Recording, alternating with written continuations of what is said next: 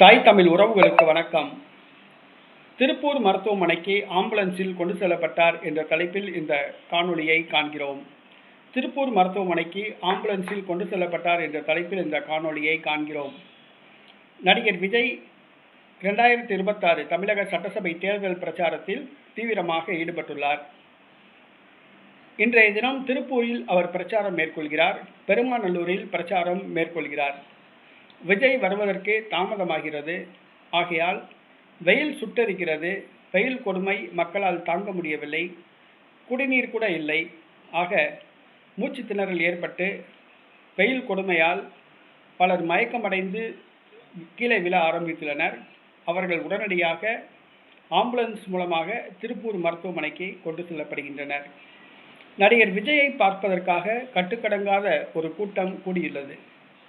நடிகர் விஜய் தாமதமாவதால் வெயில் கொடுமையால் பலர் மயங்கி விழ ஆரம்பித்துள்ளனர். பொதுமக்கள் கவனத்திற்கு, தயவு செய்து நடிகர்களை பார்ப்பதற்காக சாப்பாடு இன்றி, உண்ண உணவின்றி, குடிக்க குடிநீரின்றி இப்படி வெயிலில் மயக்கப்பட்டு விடுவது வருத்தமான விஷயம். நம்முடைய உடலை நாம் தான் பார்த்து கொள்ள வேண்டும். உங்களுடைய உடலை நீங்கள் பார்த்து கொள்ளுங்கள். குழந்தைகளை அழைத்து கொண்டு வந்து நீங்களே கொடுமைப்படுத்துகிறீர்கள். இது ரொம்ப வேதனையான விஷயம். நடிகரை பார்ப்பதற்கு பெரிய ஆளுக்கு தான் வரீங்கன்னு பார்த்தா சின்ன பிள்ளைகளையும் கூட்டிகிட்டு வரீங்க. ஏதாவது ஒன்று ஆச்சுன்னா, நடக்கக்கூடாது நடந்துச்சுன்னா ரொம்ப வேதனையான விஷயம்.